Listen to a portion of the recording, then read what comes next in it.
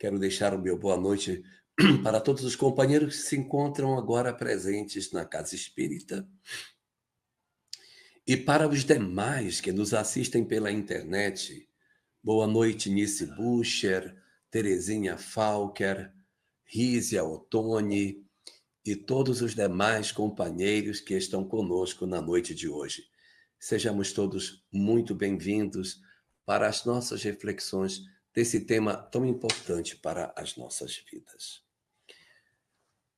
Conta-nos a doutrina espírita que, no processo de evolução de cada um de nós, na grande saga evolutiva à qual todos nós estamos sujeitos, é inevitável que nós experimentemos a convivência. A convivência é o fenômeno através do qual os indivíduos vão ter a possibilidade de conviver com outros, desenvolvendo assim as competências de convivência. Em outras palavras, eu não consigo evoluir sem conviver. Não é possível evoluirmos sem a convivência. É da lei, Flavinha Porto, é da lei que assim seja. Nós precisamos necessariamente termos a convivência com outras pessoas para que nós desenvolvamos as potencialidades da alma. Sim, Carla, é na convivência, na relação entre nós, que nós vamos desabrochar as nossas virtudes. Vamos aprender a amar, a nos dedicar, a sermos bons, caridosos. Então, é imperioso que nós façamos esse nosso movimento na direção das pessoas. É por isso que o homem é um ser gregário. Ele vive em coletividades desde o seu surgimento. A nossa forma de viver é uma forma coletiva. Nós vivemos em comunidades, em clãs, desde o princípio da história da humanidade. E é exatamente a dinâmica desse processo evolutivo ao qual nós estamos afetos, que se chama convivência, que vai permitir que em nós surja dois tipos de experiências profundamente diferentes.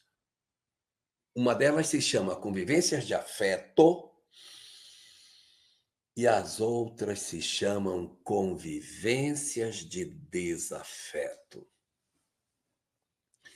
Na arte de conviver, de viver, de nos relacionarmos, de entrarmos em contato com outras pessoas, nós podemos desenvolver afinidade por alguém, podemos desenvolver afeto por algum indivíduo e tornarmos assim este alguém um alguém querido para nós.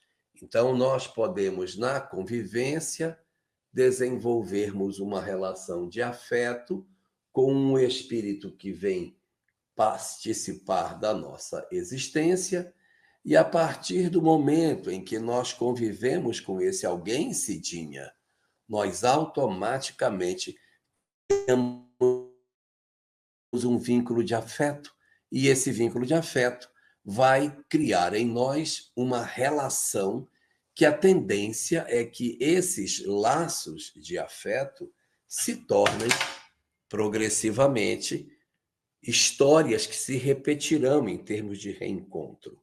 Quando nós amamos alguém, a tendência é que este alguém a quem amamos volte a estar perto de nós em outras existências. Então, qual é a consequência dos nossos laços de afeto? Quando nós criamos laços de afeto, esses que se tornam nossos laços de afeto integram as nossas famílias espirituais. O que é família espiritual? É o elenco dos espíritos que nós escolhemos para fazerem parte da nossa história de vida.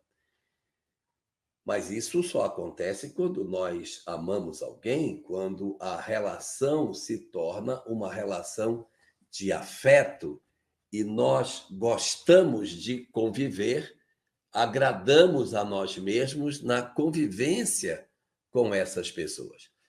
Isso é um tipo de relação que a gente pode manter, laços de afeto. Mas nem sempre, Fátima Rabelo Bastos, nem sempre, na verdade, os laços que nós mantemos com as pessoas são laços de afeto. Não. Infelizmente não é. Nós somos até muitas vezes levados a um outro tipo de laço, que são os laços de desafeto. O que é laço de desafeto? Eu convivi e não gostei da convivência. Eu rejeitei conviver, eu não gosto de conviver. Então, é um espírito que, ao conviver comigo, ele é um espírito que eu não gosto dele. Eu não gosto, tenho raiva dele, não quero conviver com ele, ele me incomoda, eu tenho raiva dele. Então, eu crio com esse espírito um laço de desafeto. Eu não quero ele perto de mim. Os laços de desafeto, eles podem ter duas grandes origens. Eles podem ser em função de um relacionamento com um grupo de pessoas, com um time de indivíduos, com uma nacionalidade, com um time, com um partido político. Eu posso odiar um grupo de pessoas.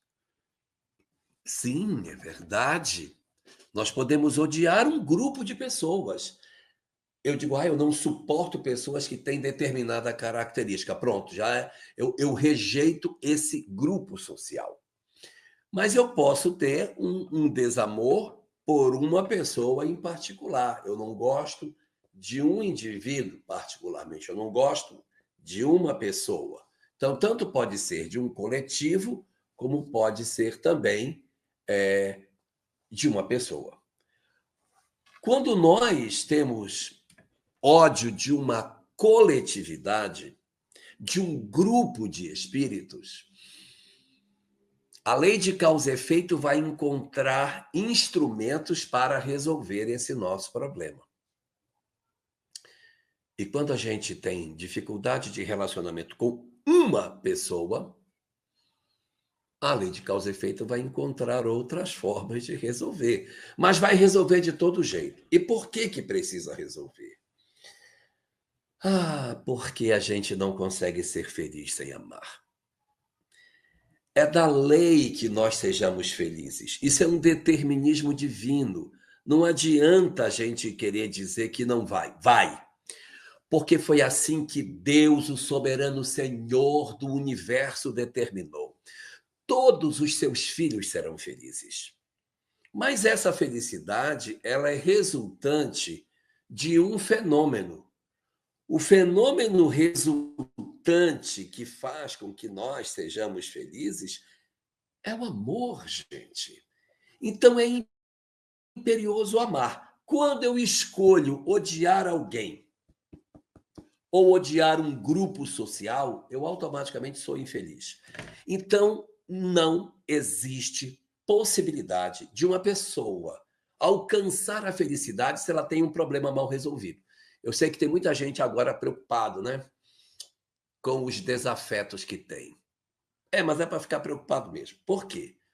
Porque enquanto nós odiarmos, nós não conseguimos resolver o problema das nossas almas. Não existe espírito feliz que odeia. E como eu sou feliz por odiar. Esqueça.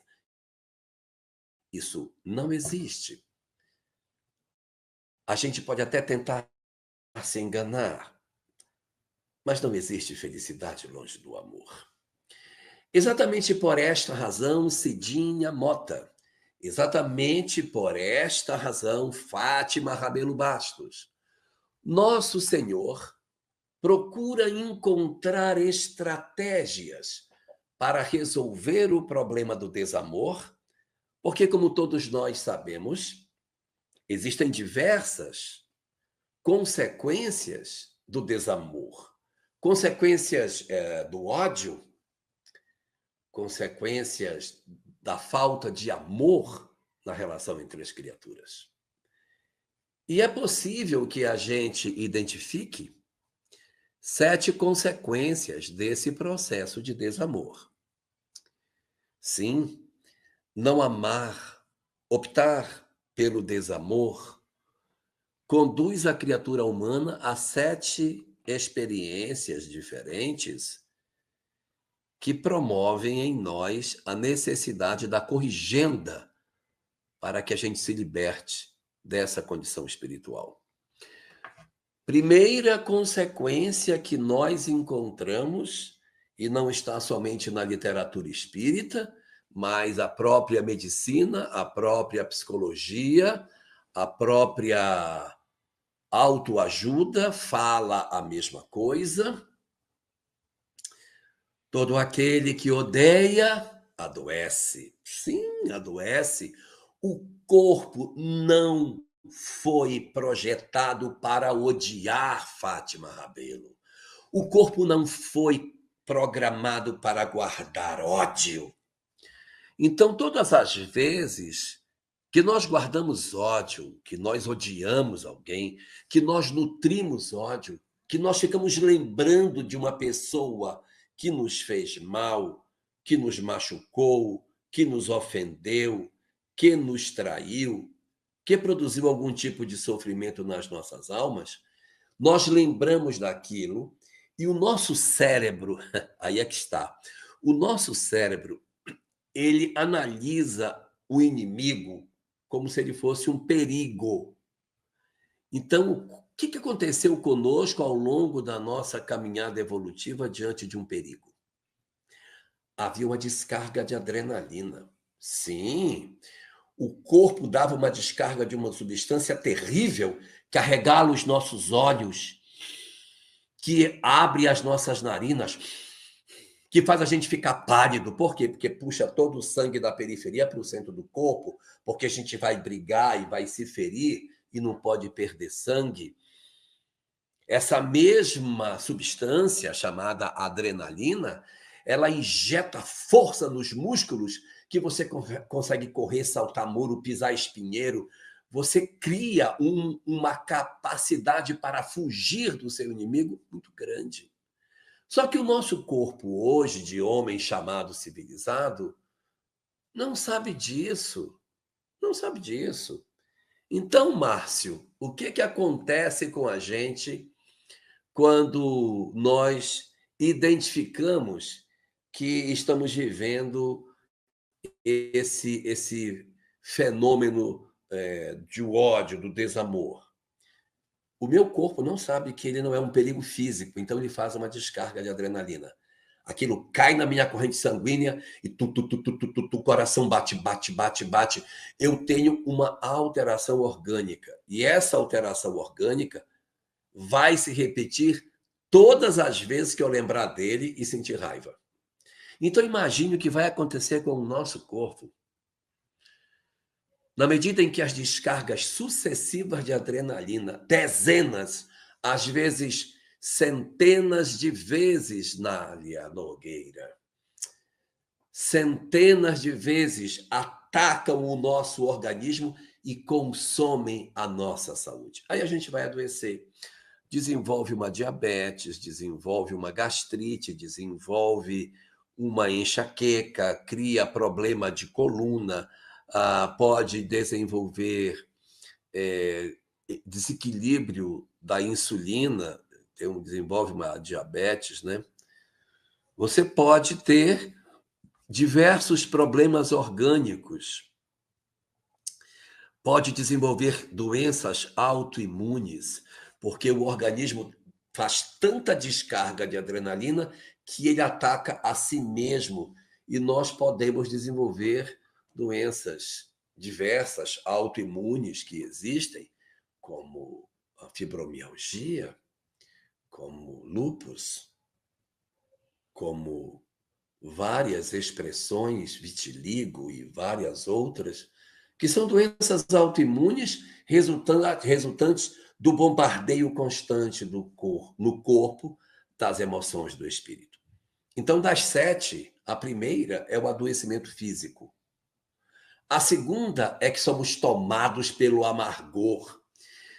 Ficamos tão tomados pelo amargor, Vanessa Mello, que nossa vida se torna um inferno.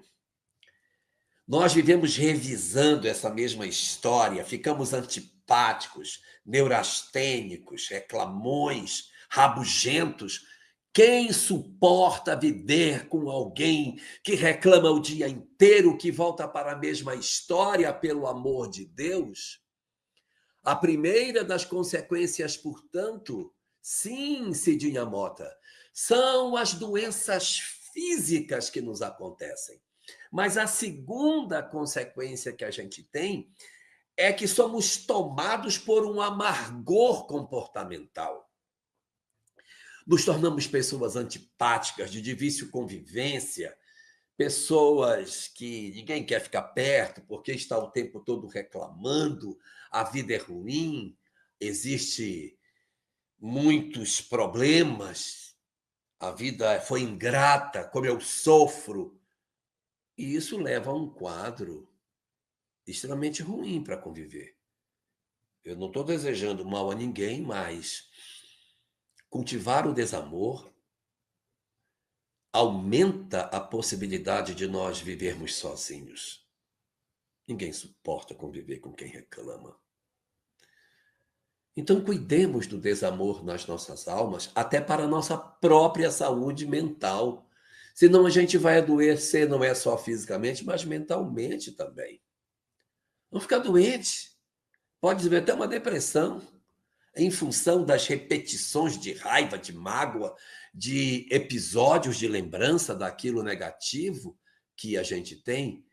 E a Vanilda está lembrando de uma coisa que eu deveria ter falado e não falei, que é a possibilidade, inclusive, do desenvolvimento de câncer a partir do ódio.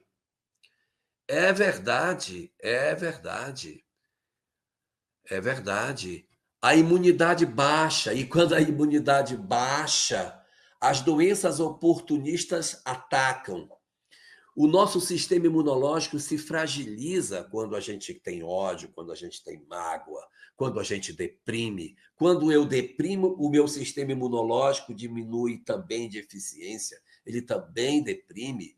E aí todo tipo de enfermidade nos pega, a gente anda caindo porque sai de uma, cai na outra, sai de uma, cai na outra. Esgotamento físico, excesso de esforço físico, também pode reduzir, ficar muitas horas acordado, alimentar-se mal, pode também diminuir as resistências imunológicas. Boa noite, meu querido Paulo Witter Geli. Você está em Paranaguá, Paulo Witter, numa palestra virtual para os nossos companheiros da Casa Centenária de Paranaguá.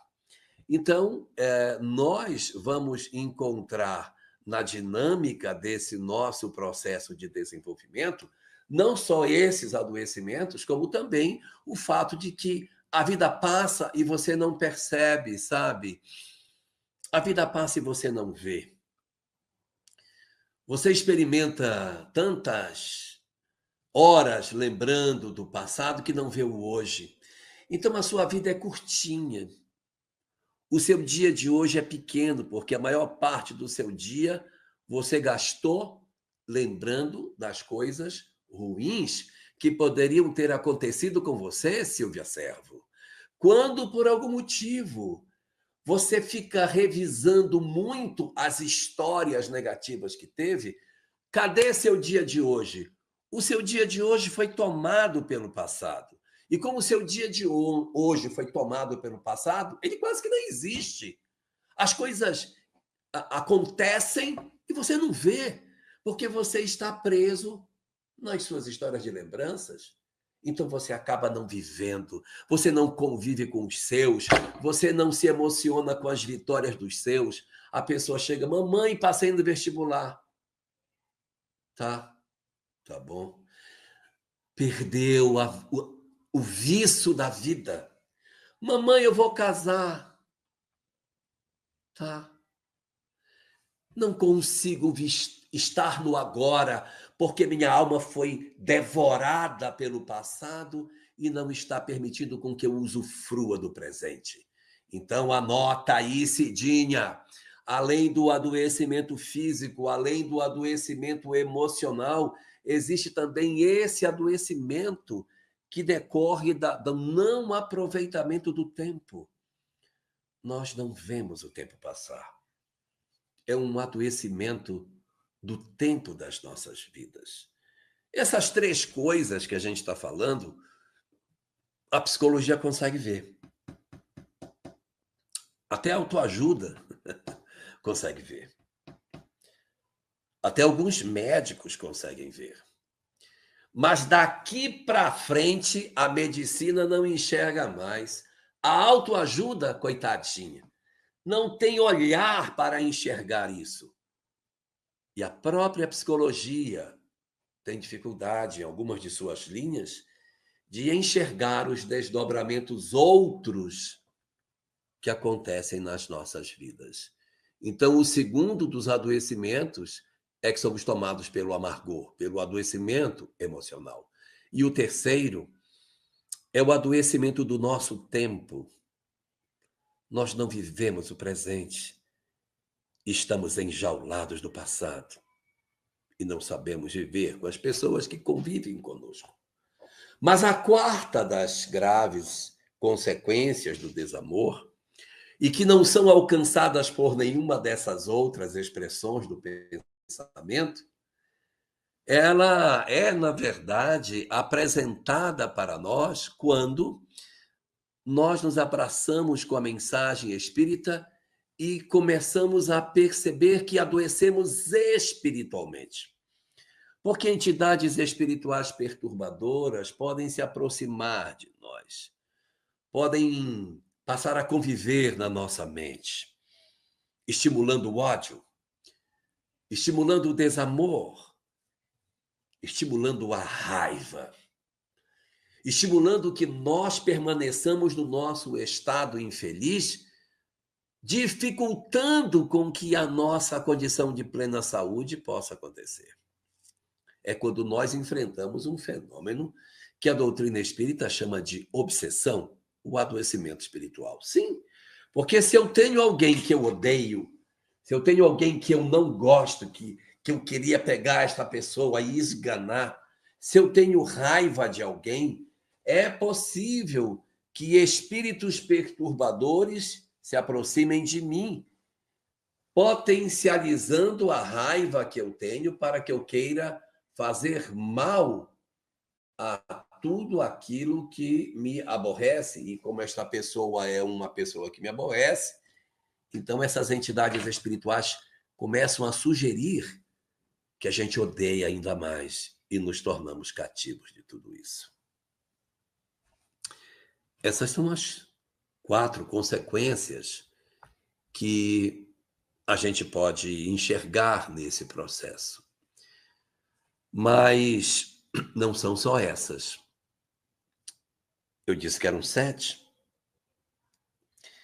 E a quinta das consequências que a gente tem, ela vai acontecer de 2 formas diferentes, sabe?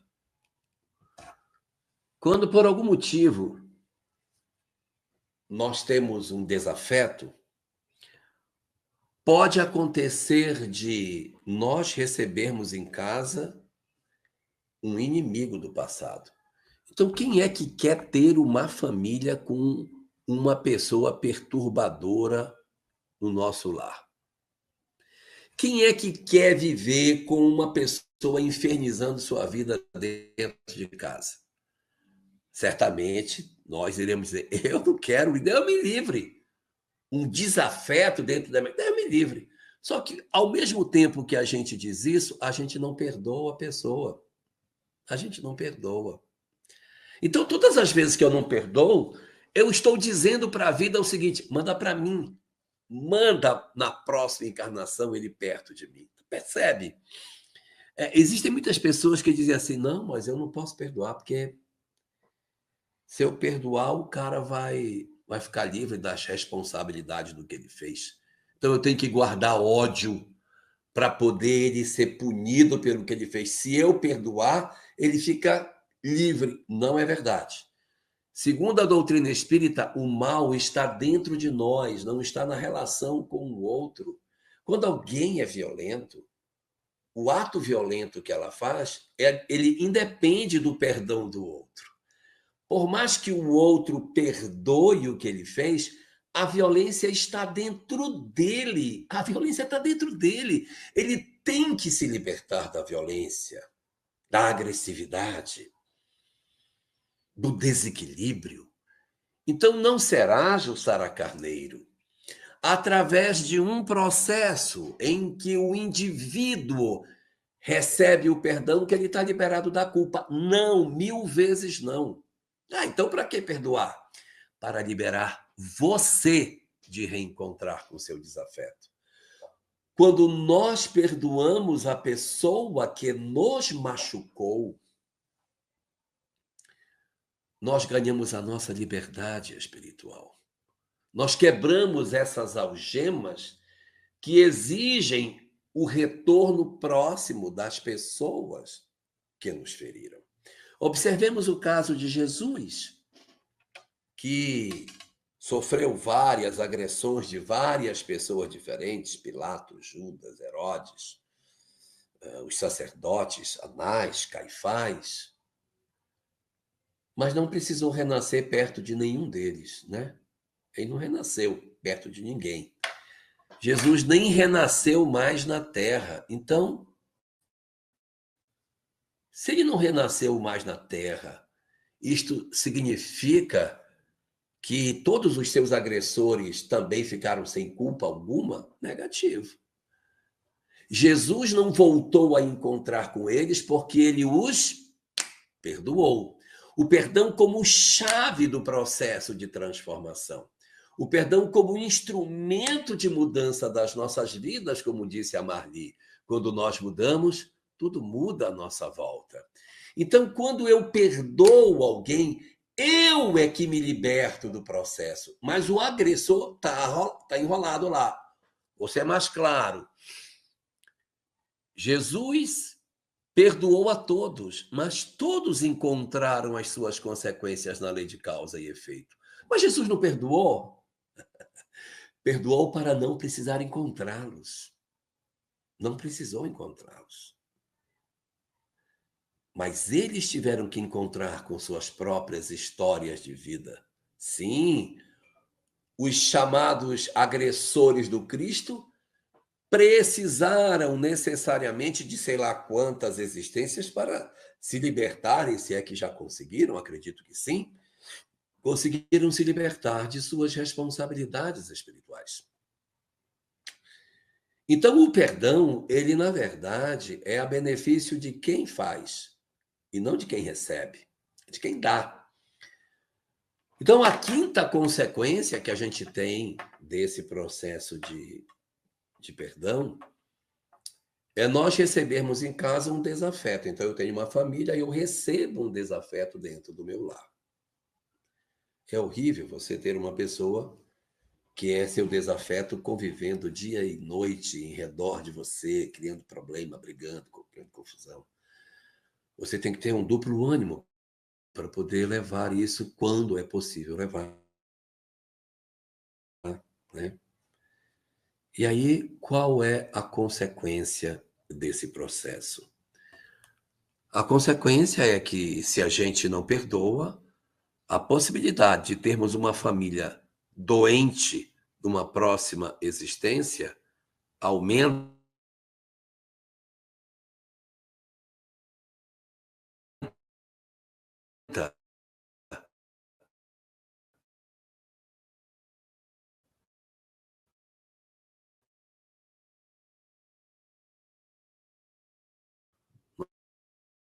Nós temos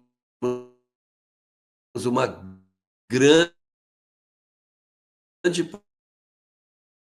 possibilidade de termos uma família com uma pessoa perturbada.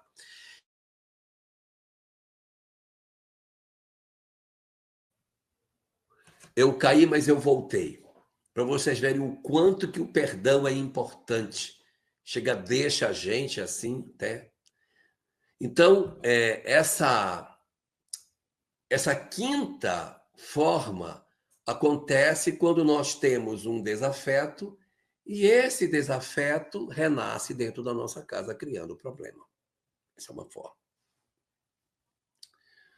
Uma outra maneira que existe desse processo reencarnatório, que seria como se fosse uma sexta forma de acontecer, é quando nós, na verdade, não recebemos em casa um desafeto. É quando nós vamos ter o desafeto na família do outro.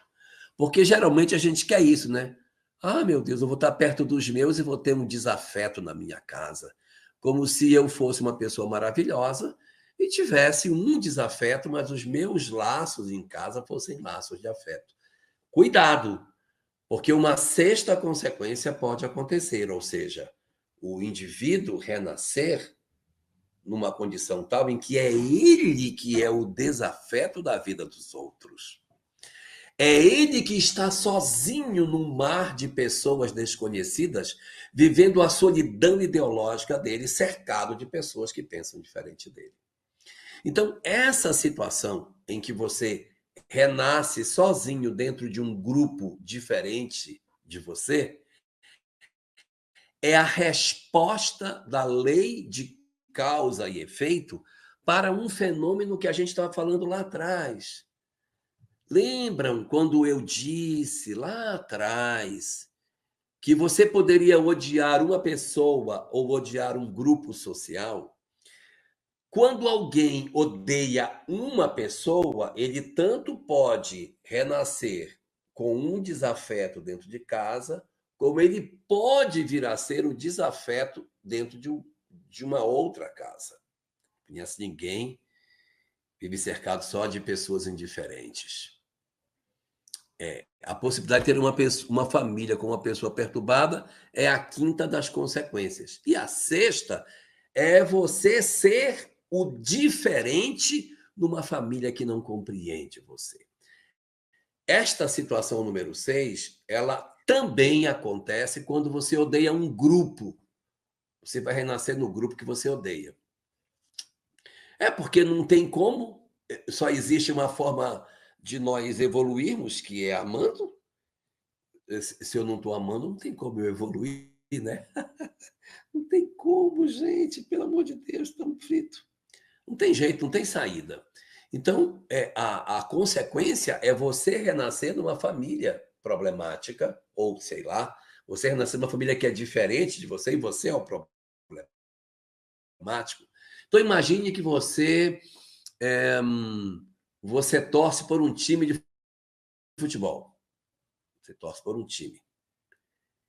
E o time que você torce, você odeia o time contrário. Você tem ódio do outro time. Resultado: se você tem ódio do outro time, pode acontecer de você, de repente, renascer em uma família totalmente diferente de você. Renascer no time que você tanto odeia. Você já imaginou, gente? O cara tem um determinado time e ele, na verdade, renasce no outro. O cara é palmeirense, nasce numa família de corintianos, ou vice-versa. O cara é vascaíno, nasce numa família de flamenguista, ou vice-versa. O cara na seleção brasileira odeia argentinos, e eu nem vou dizer o que vai acontecer com ele. Então, você, na verdade, quando odeia um grupo social, tome muito cuidado, porque você está se inscrevendo para pertencer ao grupo que você odeia, porque na lei de Deus não existe espaço para o desamor. Partidos políticos que a gente odeia do fundo da alma. Cuidado, hein? Porque você pode estar se inscrevendo na lei de causa e efeito para conviver entre esses que você tanto rejeita. É por isso que é muito importante que a gente aprenda a perdoar as pessoas para que a gente não seja colhido pela lei de causa e efeito nesses processos dolorosos que a vida apresenta para todos nós. Para quem se perdeu, eu já falei de 6, né?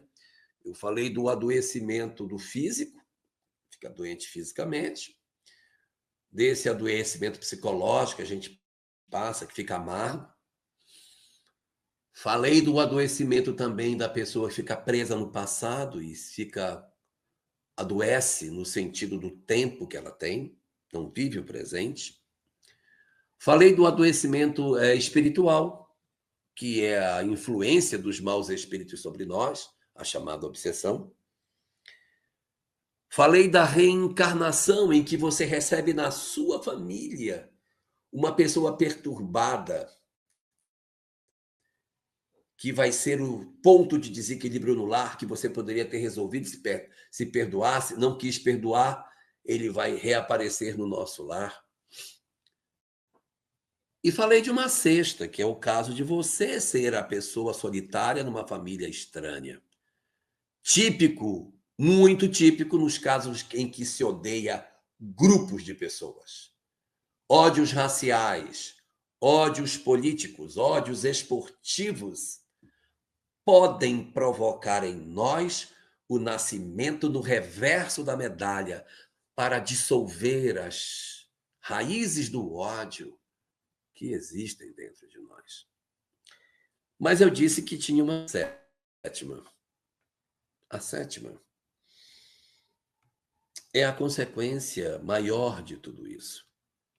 É que todas as vezes que nós odiamos, Vanilda, todas as vezes que nós odiamos, nós nos tornamos profundamente infelizes.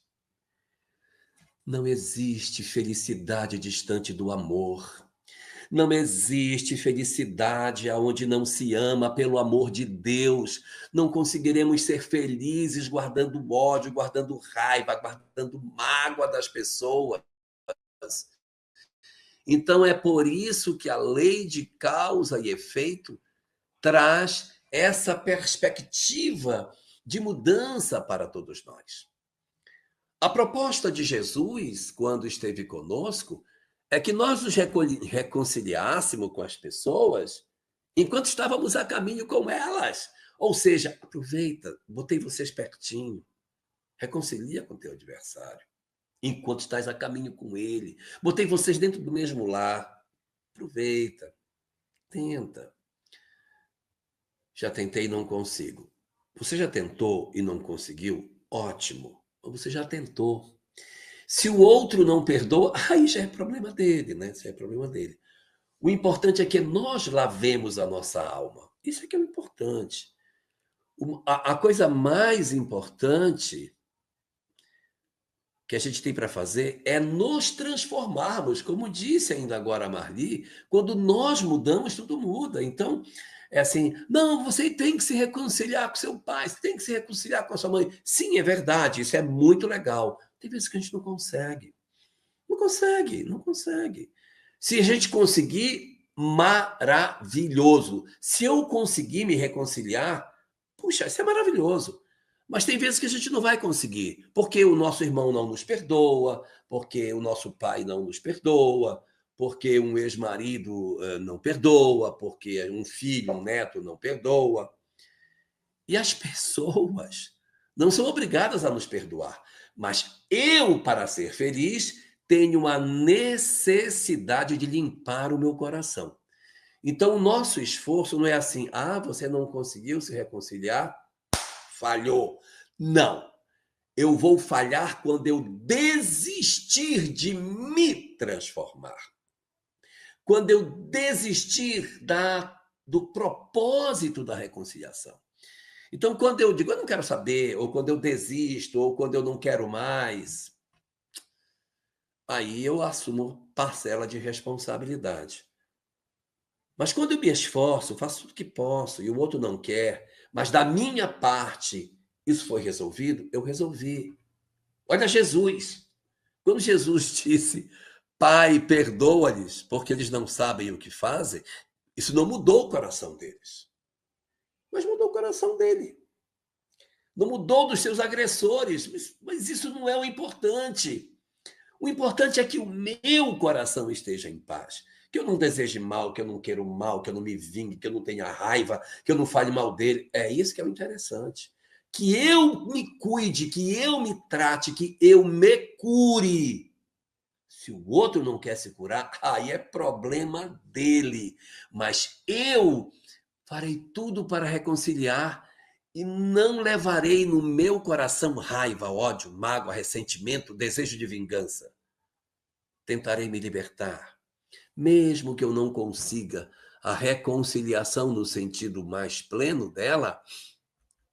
O importante é que eu consiga transformar a minha vida. Então, existe na dinâmica da vida algumas alternativas que estão apresentadas na lei de causa e efeito. Uma dessas alternativas, como a gente já comentou, é o reencontro, não é? É a reencarnação com essas pessoas que a gente tem dificuldade.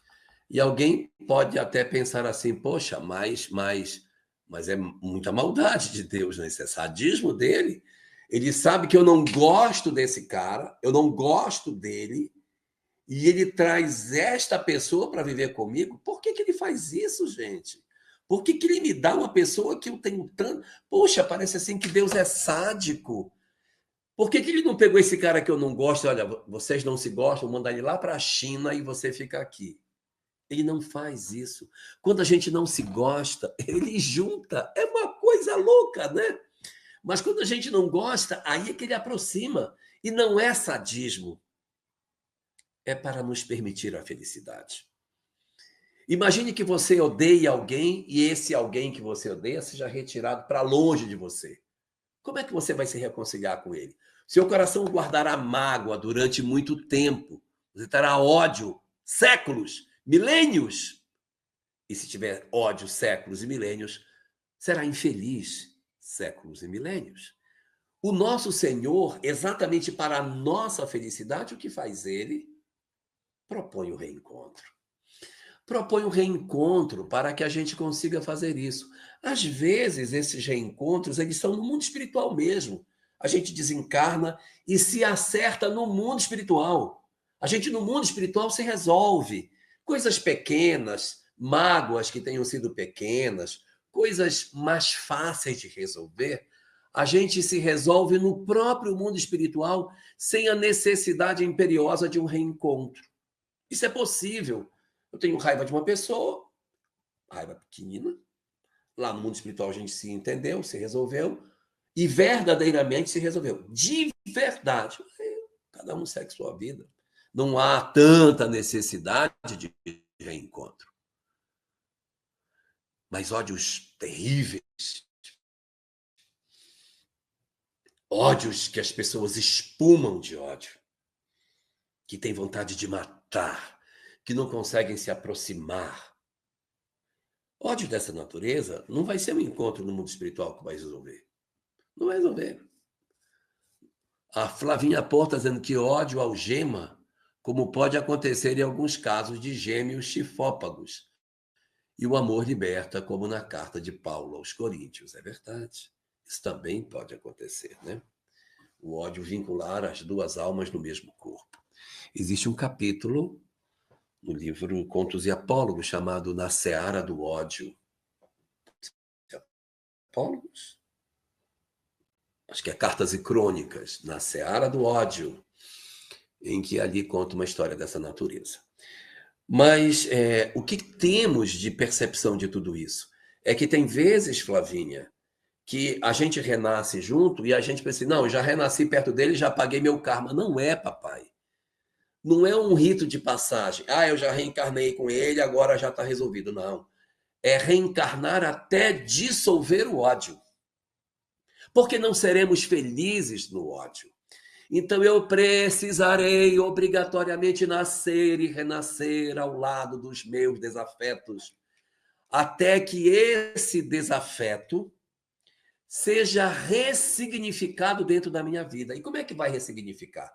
Porque eu vou ter tantas experiências com ele, tantas existências, que a história que a gente viveu lá atrás vai sendo dissolvida, ela vai sendo abrandada, Silvio. Ela vai sendo revisitada e a gente vai vendo, poxa, mas ele não é tão ruim assim quanto eu pensei. É um cara até legal. Por quê? Porque ele também muda, ele também evolui, e você também evolui.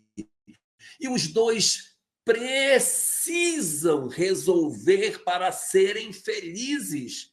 Resultado, portanto, é nessa história de viver e conviver que a gente vai pegar os nossos desafetos, que a gente tanto odeia, e descobrir que ele, na verdade, pode ser visto de uma maneira diferente, que eu poderia ter por ele uma outra visão se eu enxergasse nele a semelhança dos meus laços de afeto. Então, aquele que é meu laço de desafeto, na convivência das múltiplas existências, na condição de filho, de pai, de irmão, em que ele vai trocando de papel nessa grande ciranda da vida, ele vai se transformando. Nós vamos vendo muitas experiências bacanas e vou aprendendo a amá-lo. E nesse processo de amar essa pessoa, ele passa a integrar a nossa família espiritual. Essa é a grande dinâmica da vida, Michel. Esse é o grande mistério da vida, Rafael. É assim, meus queridos companheiros, que o perdão se apresenta como uma questão imperiosa para os nossos dias. Porque se não fosse através das experiências que a vida nos oportuniza, através dos próprios cenários em que nós temos a chance de reencontrar com os antigos desafetos, nós poderemos automaticamente despertar para a felicidade que é amar. E por isso, Fátima, que nós temos um chamamento para o amor, para o perdão, porque verdadeiramente, sem sombra de dúvida, não existe forma de sermos felizes distante do perdão. Uma boa noite para todos nós. Desejo que a gente reflita nas nossas lições de hoje e aproveite tudo o que puder para fazer dessa existência uma existência singular.